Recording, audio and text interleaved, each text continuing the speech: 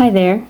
This is another timeless message for the collective, and the topic I want to talk about today is, why does the runner not feel and accept the love that the chaser is projecting towards them?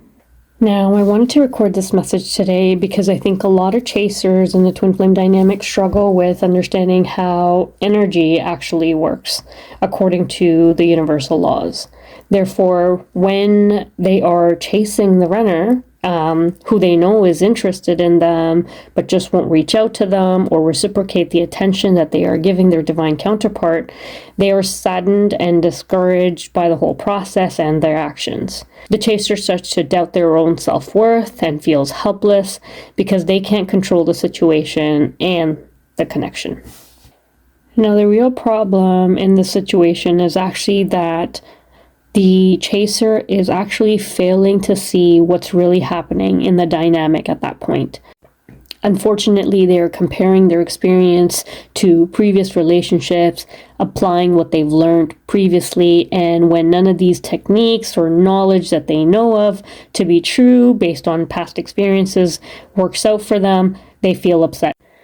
Now, I want you to actually step back from the situation for a minute and stop thinking about your twin flame. Think about this just simply in terms of energy. Now, the universal law of vibration actually states that everything in the universe is energy at the subatomic level, which includes you and your twin. You have to understand that everything in this universe carries with it its own unique vibration that is unique to itself. And we have the ability, based on that vibration, to pull in what we actually are.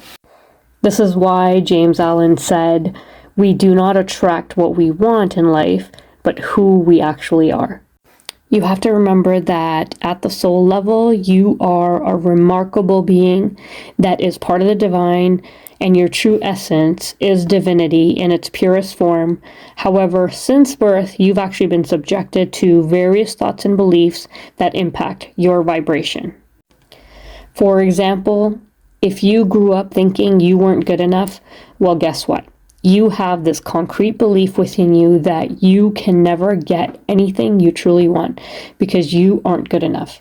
Unless you actually try to overcome and remove this belief from your subconscious mind, your vibration will continue to repel anything you deeply desire because you simply think that you aren't good enough to deserve it. In order for you to actually start attracting in what you truly desire, you would actually have to change your belief system in your subconscious mind. Now, let's say that you were able to reprogram your mind and overcome this belief. And if you are actually a twin, you are lucky enough in a sense because you can really put this off. If you are the feminine energy and the chaser in this connection, you will go first with your Kundalini awakening. And when that happens, any blocks preventing you from seeing and accepting your true divine self will surface and have to be faced and overcome by you. So if you actually suffer from the belief that you aren't good enough, you will have to heal from this belief and any events associated with this belief from your past. And now, as you do this, your vibration and frequency going up the chakras will begin to shift and change. And as this happens, you start to understand your limitless potential, which only you can do by transforming this energy. Understand that energy can never be created nor destroyed. It can only be transformed. So if you are full of pain, anger, hurt, by the time Kundalini is done with you, you will be transformed into love and light, and that will be your new frequency and vibration. Think of yourself as an onion with multiple layers, and you will need to unlayer yourself to get to your true, authentic, and divine self hiding within. Once you do that, you will become a magnet to everything that you desire and that which matches your frequency. I hope this was helpful in explaining as to where you're really going on this journey. Now, if you've experienced some of these shifts, you may ask, why am I still not able to bring in my twin? If I can be a magnet and attract all these things, then why am I still not able to attract my twin? And this is simply because in order for your twin to be a match to your frequency, they must also become what you are. Now, if you love someone and you continuously project love towards them, it might not penetrate them, but you are still spreading that love out there in the universe.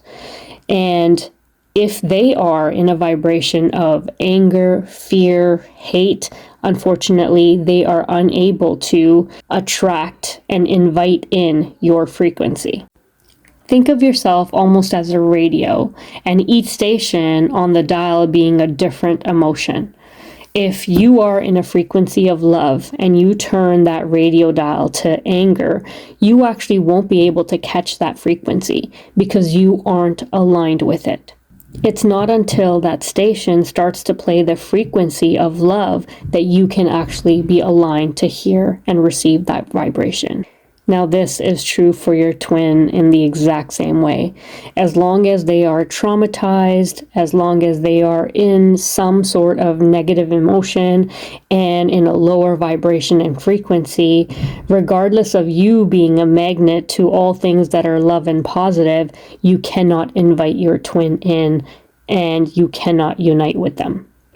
So you might ask, so what can I do? Is there anything I can do to change the situation? And the answer to that is you need to focus on your own healing. As you vibrate at the frequency of love, you will attract only good things that are on your station and vibration. As for your twin, they need to go through the onion unlayering process themselves, just as you did, to discover their true divinity and transform into love and light. Once they do, because they can't really escape Kundalini, they will be magnetized to your station and be able to enter your orbit for union. Thank you so much for listening. I hope this was helpful. God bless.